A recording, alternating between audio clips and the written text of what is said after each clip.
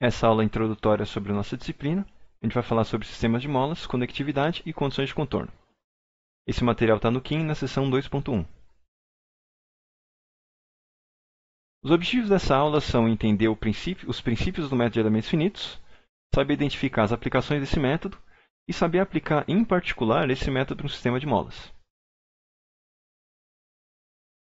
Então, a gente vai falar sobre a relação entre equações diferenciais do método de elementos finitos e depois sobre o método de elementos finitos em particular, sobre sua forma matricial, sobre o elemento de mola, que seria uma aplicação mais simples, conectividade, que é como eu monto um sistema completo a partir dos elementos de cada uma das molas, e como é que eu aplico as condições de contorno para poder resolver o meu problema.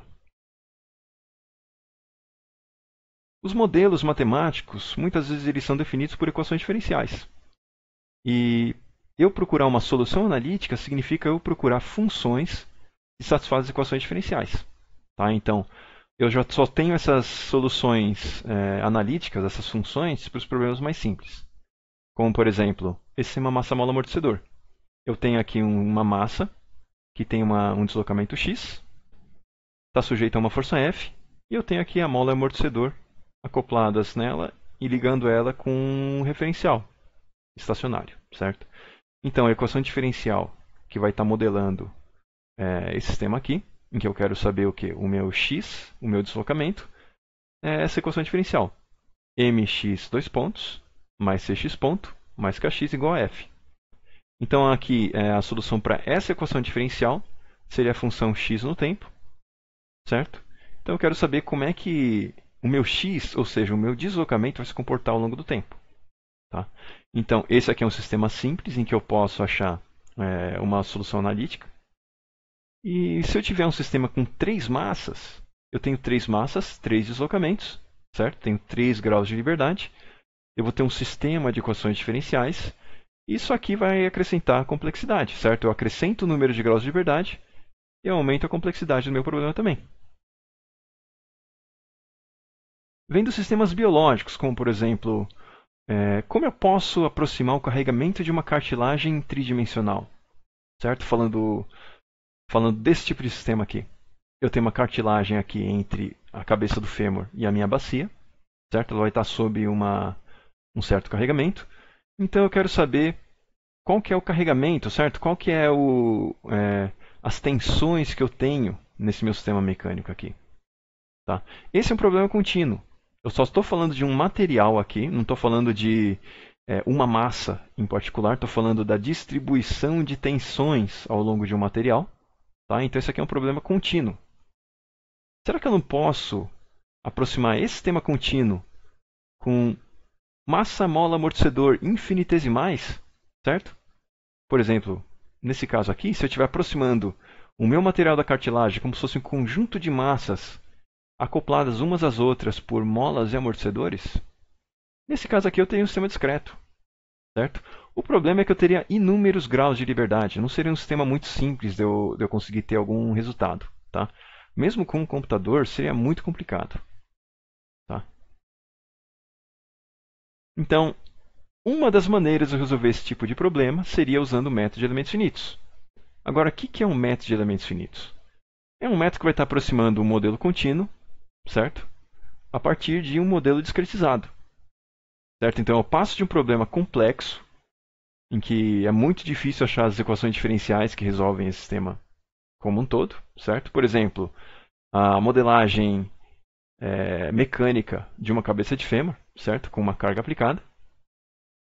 Eu passo a ver esse modelo aqui, contínuo, certo? Que seria simplesmente um material, um domínio com uma geometria relativamente complexa feita de um material conhecido. Agora eu passo para um modelo discretizado, certo? Que seria a soma de problemas simples. Tá? Então, como eu posso ver aqui, eu tenho o mesmo fêmur que eu posso aplicar as mesmas condições de contorno, as mesmas forças, as mesmas cargas. Tá? Só que agora ele é feito pela composição de vários elementos conhecidos. Tá? Isso aqui seria o meu problema dividido em um número finito de elementos.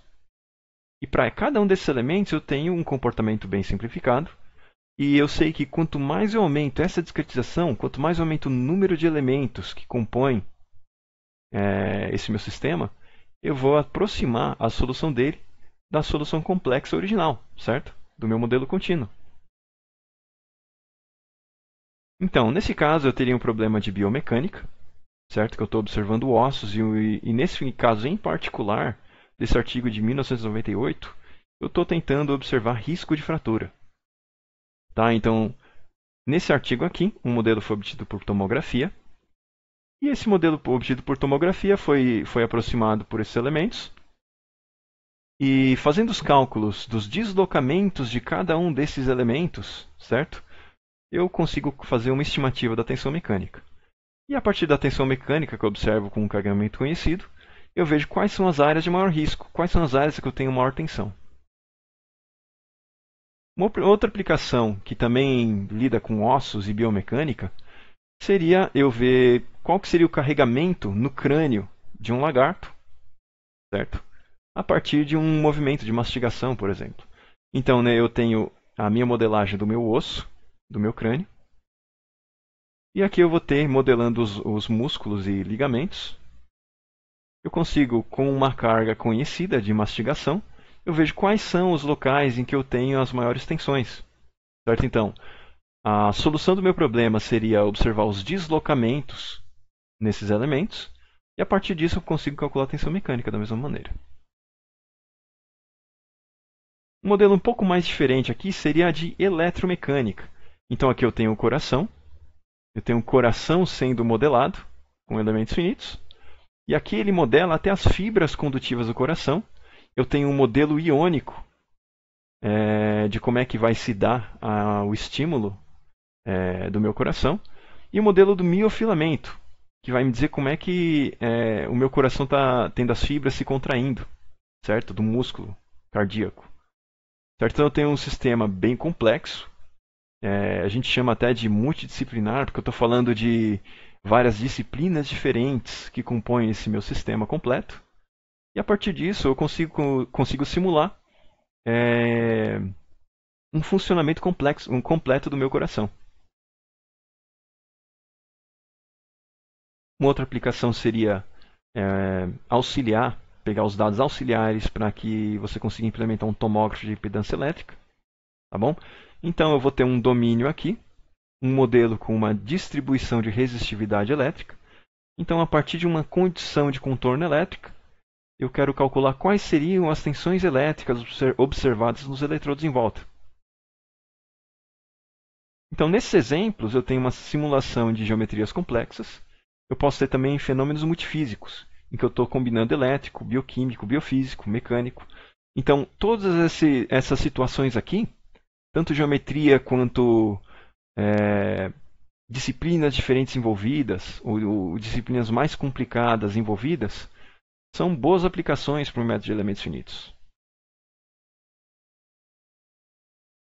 Então, o que permite essas aplicações complexas no meu método de elementos finitos? Eu vou ter um objeto discretizado em um número finito de elementos. Eu vou ter um problema simplificado formulado para cada tipo de elemento, que eu posso ter elementos elétricos, mecânicos, da disciplina que for necessária. E eu vou dizer que esse problema simplificado ele vai ser resolvido por valores nodais. Então, eu não estou mais procurando uma função desconhecida que resolve as equações diferenciais desse meu elemento. Eu estou procurando só valores em cada um dos nós desse elemento. E eu vou dizer que a partir desses valores nodais, eu vou ter uma aproximação da solução nesse elemento por funções de forma, certo? Que vão ser polinômios. E esses polinômios vão interpolar esses valores nodais, e a combinação desses valores nodais interpolados por uma função de forma nesse elemento vai ser uma solução aproximada para a equação diferencial. Tá? Então, a partir dessa solução de cada um desses elementos, eu vou somar todos eles e dizer que a solução do meu objeto como um todo é montada a partir da solução de cada elemento. Tá? Então, eu vou ter uma forma matricial desse problema, tá? Em que eu estou procurando os valores nodais que me resolvem de maneira aproximada. Tá? Vamos ver agora com um exemplo um problema mecânico bidimensional.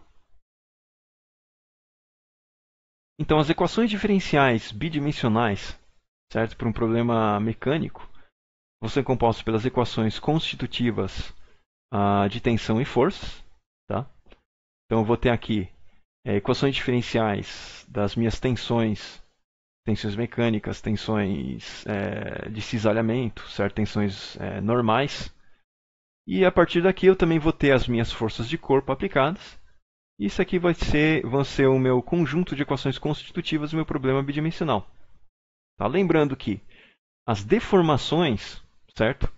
Normais ou de cisalhamento vão ser dados pela derivada espacial dos deslocamentos, tanto em x quanto em y, ou uma combinação dos dois.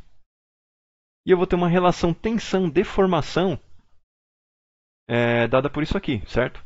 Eu vou ter um vetor de tensões, tensão normal em x, normal em y e a de cisalhamento em xy, que vai ser relacionada com as deformações normais em x e y e de cisalhamento xy a partir de uma matriz.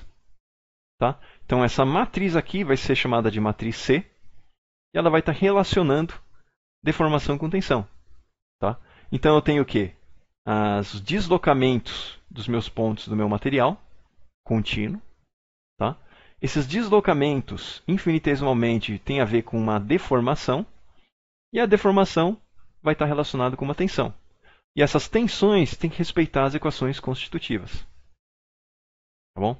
Então, nesse caso aqui, eu estou querendo saber quais são os deslocamentos em x e y, ou seja, em u e v, que satisfazem as equações diferenciais e as condições de contorno do meu problema. Um elemento bem simples seria o elemento CST, que é o Constant Strain Triangular Element. Então, é um elemento triangular com deformação constante. Ele vai ter 2 graus de liberdade por nó, ou seja, eu vou ter os deslocamentos em cada nó u e v. Tá bom? E a solução vão ser valores nodais, certo? Eu não estou mais procurando uma solução em forma de função. Eu quero os valores nodais do meu sistema. E a partir daí eu sei como é que esses deslocamentos estão variando no meu elemento a partir das minhas funções de forma. Certo? Nesse caso aqui, as funções de forma vai ser uma interpolação linear. Certo? Se eu observar que eu tenho u e v para cada um dos três e eu quiser interpolar u e interpolar o v em algum ponto aqui no meio, eu sei que se eu conheço, por exemplo, o 1, o 2 e o 3, eu consigo calcular para qualquer ponto dentro desse triângulo o deslocamento u, tá bom? E esse deslocamento vai ter uma interpolação linear que vai ser dada por um plano, certo? Porque 3 pontos aqui, 3 valores diferentes para cada um desses nós, podem ser interpolados entre si através de um plano. Tá bom? Então, a partir dos deslocamentos do meu elemento, certo? Dados pelo vetor QE, que vai ser um vetor que vai conter U1, V1, U2, V2, U3, V3, multiplicado por uma matriz K, certo? Que nesse caso aqui seria uma matriz de rigidez, dado para o elemento, certo? Que resolve as equações diferenciais mecânicas para esse elemento. Isso aqui vai ser igual à força Fe, que seriam as forças aplicadas nos graus de liberdade do meu elemento. Tá bom? Então, esse problema do meu elemento vai estar integrado através do que a gente chama de conectividade do meu problema completo, certo? Que seria um domínio composto por vários elementos triangulares. Tá bom? Então, eu vou ter uma matriz K do meu sistema completo. Eu estou querendo saber quais que seriam os deslocamentos nodais do meu sistema completo. Isso aqui vai ser igual às forças aplicadas nos meus nós. De uma maneira geral, o meu método de elementos finitos consiste em discretizar o meu domínio, certo? O meu modelo, por elementos simples. Então, eles podem ser unidimensionais ou bidimensionais, certo? No caso aqui, triangular e retangular. Tá? Ou então podem ser tridimensionais, que eu tenho um tetraedro ou eu tenho um cubo. Os elementos são conectados pelos nós, e eu vou ter, por exemplo, a solução de um elemento 1, nesse caso aqui, descrita pelos valores do nós 1, 2, 5 e 6. Tá? E eu vou ter o elemento 1 e 2 compartilhando os nós 2 e 6. Então, a solução que eu achar ou seja, os graus de liberdade que eu achar para o nó 2 e 6, é uma solução compartilhada entre esses dois elementos. Tá bom? Vamos ver então o nosso sistema de molas, que é um sistema mais simples que a gente pode mostrar. Tá? Então esse aqui seria um sistema de molas que a gente vai resolver agora. Tá bom? É um sistema em que o movimento é unidimensional, ou seja, os meus nós 1, 2, 3, 4 e 5, certo? Corpos rígidos aqui, eles podem se mover apenas em uma única dimensão. Aqui vai ser um movimento em x. Esse aqui é um sistema que ele é naturalmente já discretizado, então não estou aproximando, nesse caso, um sistema contínuo a partir de elementos discretos, mas sim eu estou calculando qual seria o resultado a partir do meu sistema que já é discretizado por molas. Tá? Então, os meus nós são corpos rígidos, certo? Ou então as paredes, os lugares onde o meu nó não vai sair do lugar. Tá? Ou seja, eu tenho um deslocamento já prescrito para o meu nó 1 e para o meu nó 5. Ou seja, está grudado na parede, então a parede não vai mover. Tá? E também eu tenho os meus elementos, que seriam as molas. Então eu tenho a mola 1, 2, 3, 4, 5 e 6. Tá? E eu também vou ter forças externas, F2, F3 e F4, cada uma delas aplicada nos graus de liberdade. Tá bom? 2, 3 e 4. Então agora, observando um elemento de mola, eu vou ter o meu elemento E, que vai ter nós locais 1 e 2, e cada um dos nós locais eu vou ter um grau de liberdade associado. O 1E no 1 e o 2E no 2. Tá? E cada um desses graus de liberdade vai ter uma força aplicada associada também. Tá? Então, nesse caso, eu vou ter as forças aplicadas no nós F1E e F2E. F1E vai estar aplicada no nó local 1 na direção de U1E. F2E vai estar aplicada no nó 2 e vai estar na direção de U2E. Tá? Então, eu tenho uma mola com rigidez KE, tá? E uma força aplicada nessa mola vai ser igual ao quê? A rigidez K, KE, vezes a diferença de deslocamento entre os nós, certo? Nesse caso seria ΔE. Se eu considerar a minha rigidez KE multiplicada por U2 menos U1, isso aqui vai me dar o quê? Se eu tenho a diferença entre o que eu movi no 2 e o quanto eu movi no 1, multiplicado por KE, é igual à força que eu estou aplicando em F2. Certo? Então, meu F2 vai ser igual a essa força. Tá? Agora, se eu considerar que esse elemento de mola está no equilíbrio estático, certo? O que isso significa? A minha mola não está se movendo. Tá bom? Então, eu vou ter o quê? As forças F1E e F2E somadas têm que ser iguais a zero. Tá bom? Então, nesse equilíbrio estático, eu vou ter o quê? A força F1E vai ser igual a menos F2E. Tá bom? Então, agora olhando, quais são as relações das forças de deslocamento que eu consegui? F2E vai ser igual ao quê? KE vezes o 2 menos o 1. E o F1 vai ser igual a K vezes o 1 menos o 2, porque F1 é igual a menos F2. Tá? Colocando isso aqui agora na forma matricial, como é que isso vai ser? Eu vou ter um vetor de deslocamentos, o 1E e o 2E. Isso aqui vai ser igual a um vetor de forças aplicadas nos nós, certo? Que vai ser F1E e F2E, cada uma associada a um grau de liberdade. Tá? E eu vou ter uma matriz de rigidez multiplicando esse vetor, que vai ser igual às minhas forças aplicadas. Certo? Então, vamos ver F1E é igual ao quê? Alguma coisa vai multiplicar o 1, nesse caso é só KE, e alguma coisa está multiplicando o 2, que nesse caso é menos KE. Certo? Agora, F2 vai ser igual ao quê?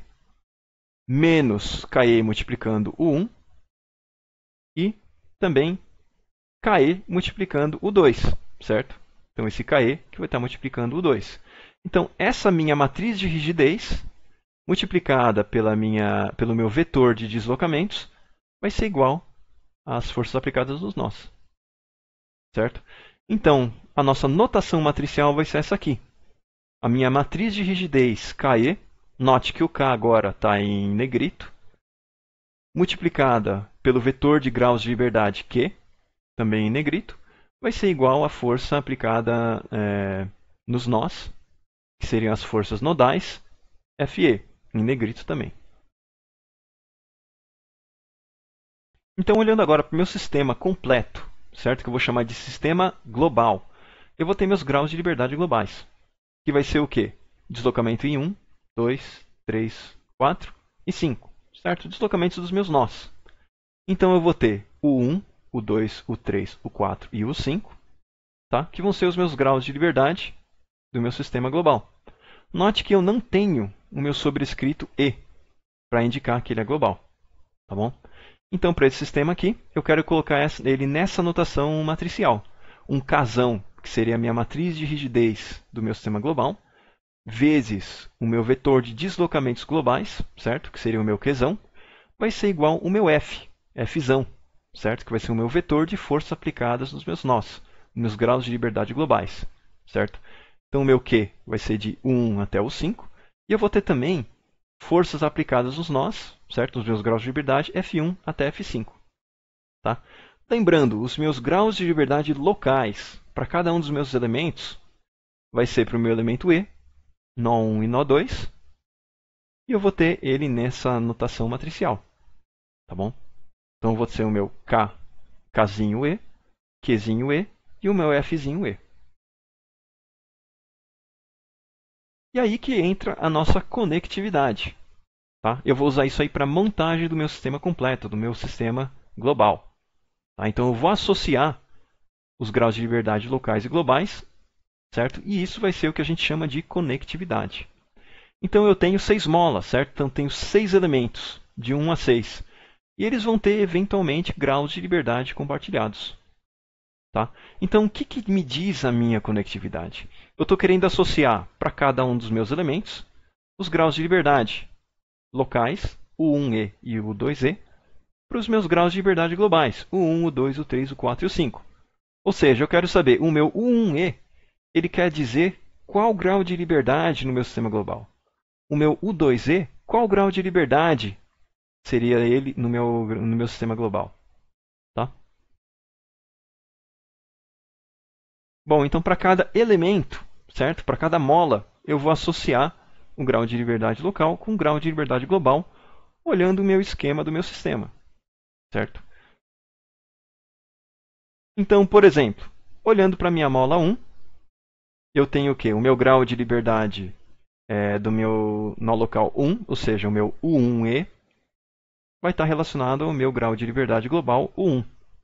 E o meu U2E, à direita, vai estar associado ao meu grau de liberdade global U2. Tá? Então a gente vai ter essa associação aqui, local, global. Tá? Para o meu elemento 2, o meu U1E vai ser equivalente ao meu U2, e o meu U2E vai ser equivalente ao meu U4. Para o 3, o meu U1E vai ser o U2 e o meu U2E vai ser o U3. Para o meu elemento 4, o meu U1E vai ser relacionado ao meu U1 e o U2E vai estar relacionado ao meu U3. No 5, o meu U1E vai estar relacionado ao U3 e o U2E vai estar relacionado ao meu U4 global. E para o elemento 6, o meu U1E vai estar relacionado ao meu U4 global e o U2E vai estar relacionado ao meu U5 global, certo? Então eu vou ter essa tabela aqui, que relaciona o meu grau de liberdade local e global para cada um dos meus elementos. E a gente vai usar essa associação para fazer a montagem do nosso sistema como um todo. Então, com a associação dos meus graus de liberdade locais com os graus de liberdade globais, eu vou também associar os índices locais com os índices globais. Que índices são esses? Quando eu estou falando do meu sistema local, eu tenho o meu vetor de deslocamento do meu sistema local, certo? Vai ser composto por o 1E e o 2E, e cada um deles vai estar ocupando uma posição nele. Essa posição, a numeração dessa posição é o índice de cada um dos graus de liberdade no sistema local. Tá? E eu vou ter a mesma coisa também para o meu sistema global. O 1 até o 5 vai estar ocupando uma posição no meu vetor de deslocamentos. Tá?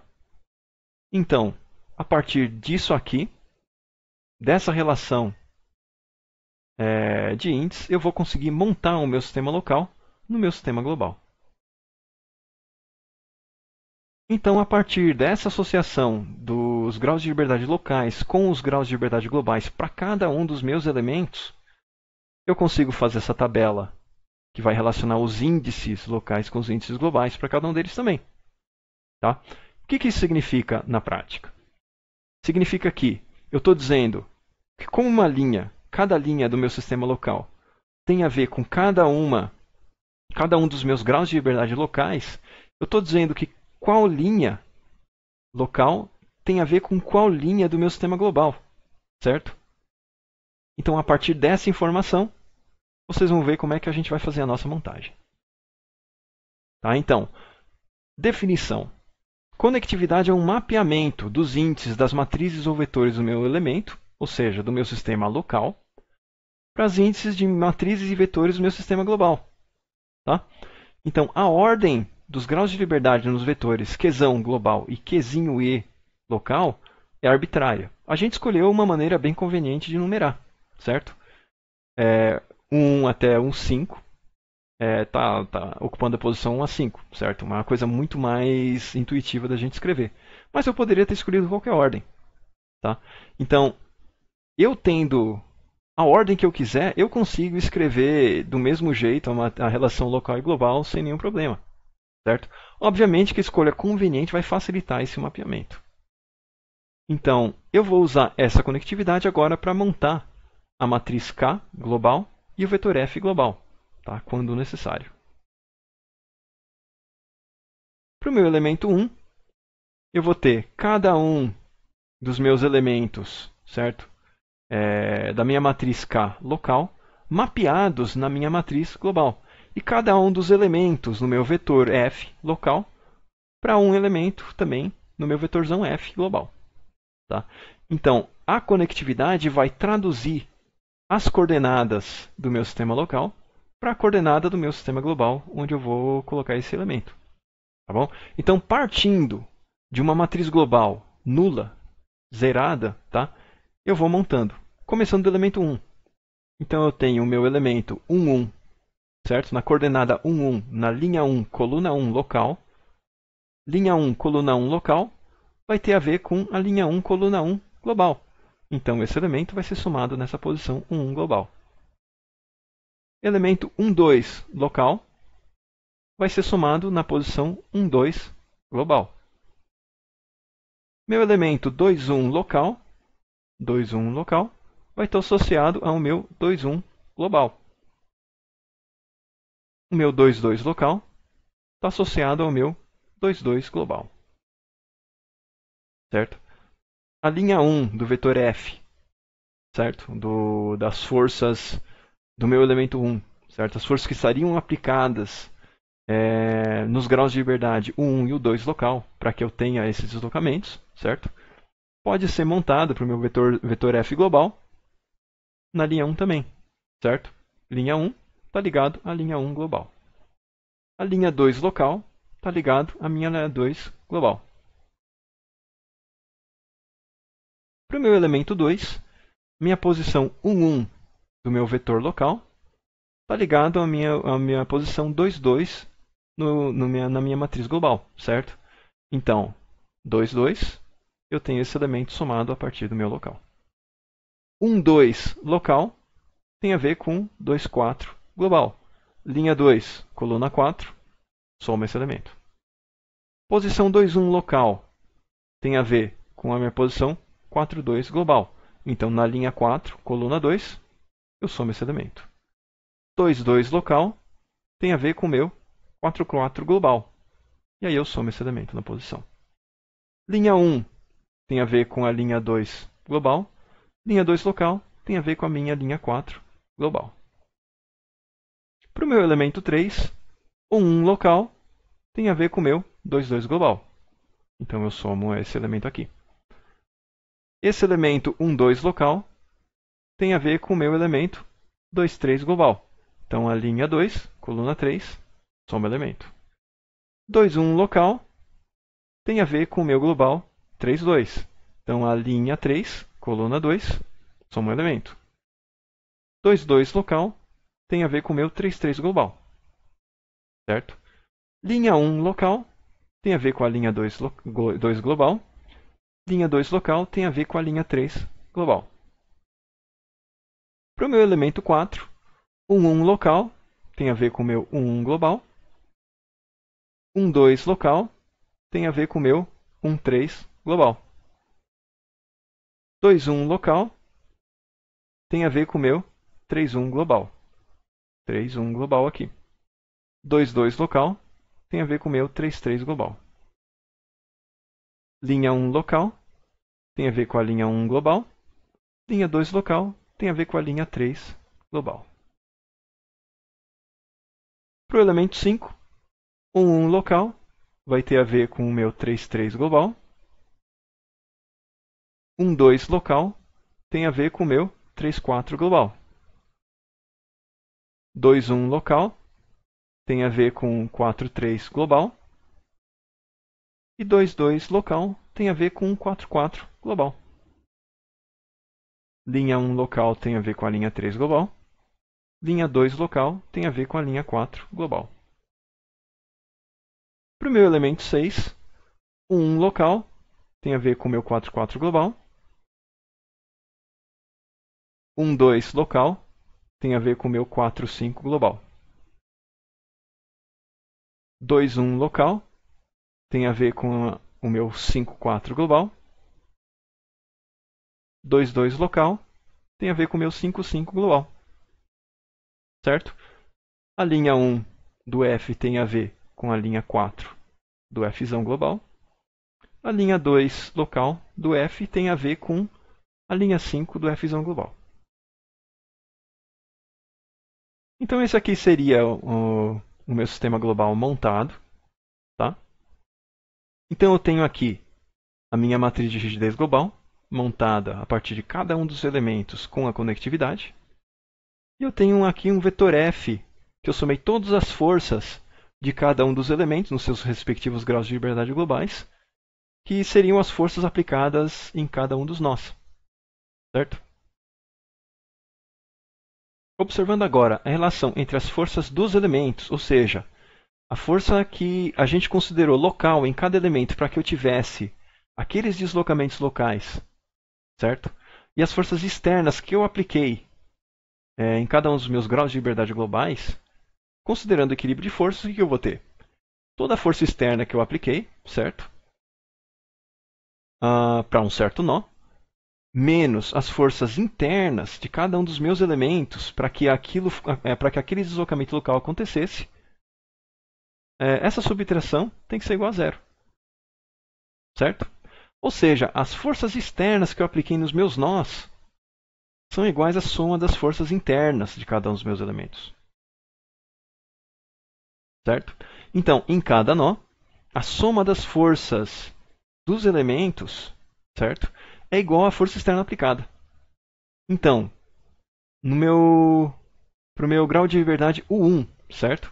Eu vou ter essa soma de forças, que eu tenho o meu elemento 1 e elemento 4, que tem as forças internas de cada um deles, certo? A soma deles tem que ser igual à reação R1, certo?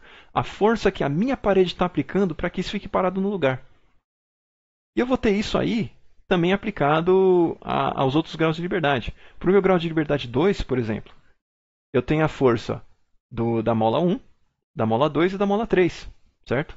Então essas três forças somadas tem que ser igual à minha força externa, F2, que eu apliquei. Tá?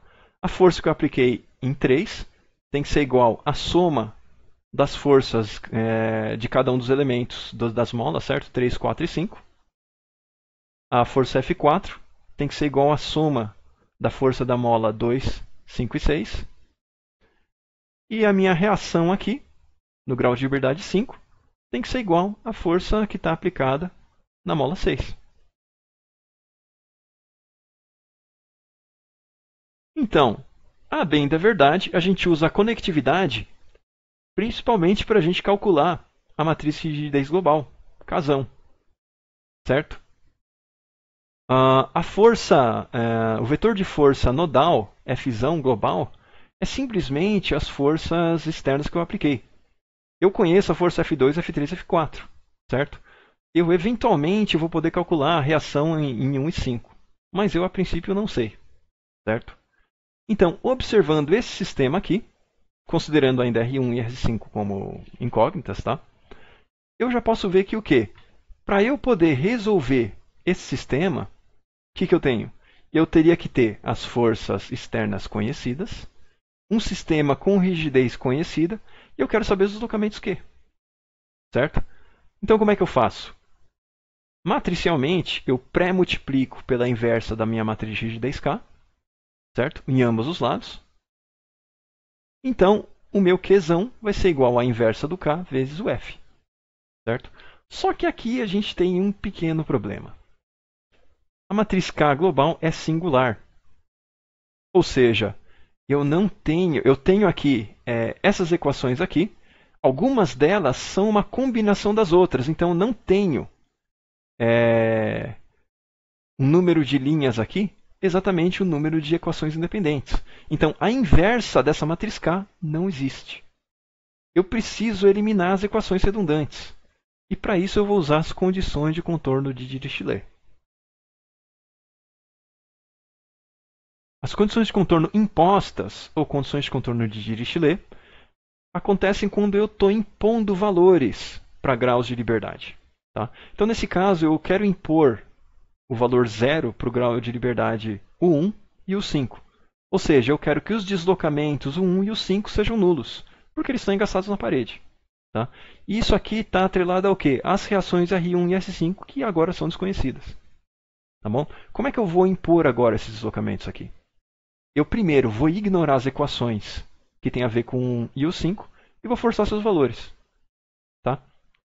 Como é que eu ignoro essas equações e imponho os valores? Para o 1, qual é a equação que tem a ver com o 1? O 1 ocupa a posição 1 no vetor, certo? E a linha 1 tem a ver com a força que está aplicada nesse grau de liberdade, o 1. Tá? Então eu vou eliminar essa equação. Como eu elimino? Toda essa linha da minha matriz de rigidez K fica zero, com exceção da coluna que multiplica o meu 1. Se o meu 1 está na posição 1 do vetor Q, ele vai multiplicar com a coluna 1. Então, esse elemento aqui vira unitário. Em vez de ter algum valor aqui, uma força externa R1 aqui, eu vou simplesmente ter o valor que eu quero impor para o 1. E a mesma coisa eu faço com o meu U5. O meu U5 está em que posição no vetor Q? 5, certo? É a última linha. Então, a última linha também tem a ver com a força aplicada na direção U5. Então, essa linha inteira aqui fica a zeros, com exceção da coluna que multiplica o meu U5.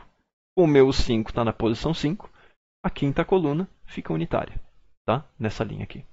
Então, em vez de R5 aqui, ou seja, um valor que eu ainda não sei mesmo, eu coloco o valor de U5 que eu quero impor, ou seja, 0. Nota, não precisa ser valor nulo, tá? Eu posso impor qualquer valor de deslocamento. Tá? Depois que eu ignorei as equações e forcei esses valores para 1 e para U5, o que eu vou fazer? Vou multiplicar as colunas relativas a 1 e U5, nas outras linhas, tá? Com os valores de deslocamento que eu estou impondo. E eu subtraio isso do meu lado direito. Tá bom? Então, essa coluna 1, que tem a ver com o 1, e 5, que tem a ver com o 5, eu multiplico por 1 e subtraio do lado direito. Multiplico por o 5 e subtraio do lado direito. Certo? Então, como é que isso vai ficar? Como eu falei para vocês, na minha linha 1, que tem a ver com o meu 1, eu imponho o meu valor, o 1 aqui, que nesse caso vai ser 0. Fica tudo 0, 0, 0 e unitário na coluna que multiplica o 1. A mesma coisa no 5.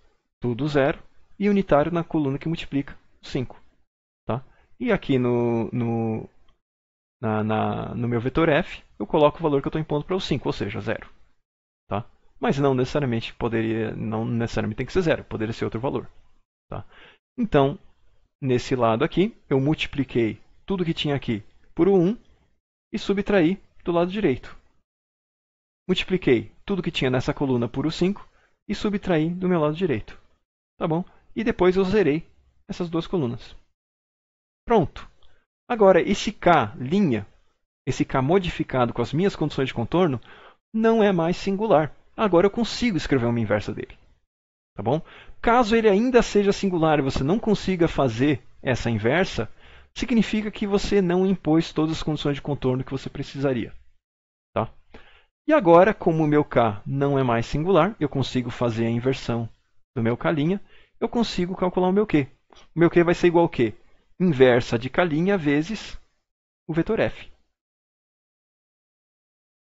Então, depois de calcular os nossos deslocamentos globais, o vetor Qzão, certo? Eu posso calcular agora as forças externas, que incluem as reações, que antes eram desconhecidas. Tá? Então, usando a matriz K original, eu posso calcular o nosso vetor F. Seria o vetor das forças externas aplicadas aos nós. Tá? Então, o F vai ser igual à nossa matriz original K, vezes a matriz de deslocamentos globais Q.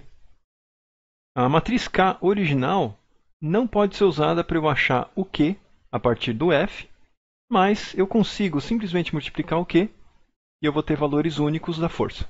Tá? Bom, agora, usando os parâmetros para o nosso exemplo, os parâmetros numéricos do nosso exemplo, a gente consegue calcular o nosso Q como sendo a inversa da matriz de rigidez com as condições de contorno aplicadas, vezes o F. Isso aqui vai dar uma série de deslocamentos, certo? Como a gente impôs o 1 e o 5 são nulos, e aqui eu achei o 2, o 3 e o 4 que satisfazem as minhas condições. Tá? Então, eu a princípio não sabia quais eram as nossas reações, R1 e R5. Agora, pegando o nosso K original, multiplicando pelo Q, eu acho meu F. Tá? Então aqui eu vejo que o quê? A minha reação R1 era menos 3,75 newtons e R5 era menos 2,25 newtons. Tá? Se você notar, eu recuperei os valores de F2, F3 e F4 que eu impus. Tá? Então, isso é uma coisa interessante para a gente fazer o nosso cálculo. E depois, quando a gente estiver calculando as reações, a gente pode verificar se está tudo certo, vendo se as forças que a gente impôs aparecem aqui de novo. Tá bom? Então, como é exercício 1, pega esse exemplo, tenta tirar a condição de contorno de Dirichlet do U5, e agora eu quero que você aplique uma força de 1 newton na direção contrária de U5. Tá? Lembrando que a força que eu coloco na externa aplicada, que eu coloco no meu vetor F global, tem a ver também com a direção que eu convencionei ser positiva ou negativa. Certo? Então a força de 1 newton na direção contrária de U5 tem que ser o quê? Uma força de 1 newton negativa na posição F5. Certo? Na linha do U5, no vetor F. Tá bom? E a partir daí você calcula os deslocamentos das forças externas. Tá? Aqui tem as respostas, para caso você queira checar depois. Como exercício 2, pega o seu exemplo original, tira todas as forças nodais, altera as condições de contorno de Dirichlet do U5, agora para um valor não nulo, coloca para 0,1. O que isso significa? Eu estou pré-tensionando o meu sistema, certo? E mesmo que eu agora tirei todas as forças nodais, eu coloquei o meu U5 com um valor não nulo, os outros valores de deslocamento vão ter que se acomodar para que esse sistema seja viável, certo? Para que esse sistema esteja satisfazendo as condições. Tá? Então aqui eu vou ter as respostas também. Bom, como um terceiro exercício, considere esse sistema, tá bom? Em que eu tenho as forças F1 e F3 conhecidas, tá? Eu tenho a rigidez das molas 1, 2 e 3 conhecidas também. E eu estou impondo agora que o meu U2 seja igual a 0, ou seja, eu estou impondo engastamento, ou seja, isso aqui está numa parede. Tá bom? Calcule os deslocamentos de forças externas. Bom, essas são as referências que a gente está usando, tá? Esse aqui é o livro do Kim. Tem um outro bom livro de referência também, que é o Logan. E esses aqui são os artigos referentes aos modelos que a gente usou como exemplo. Bom, qualquer coisa, qualquer dúvida, entre em contato.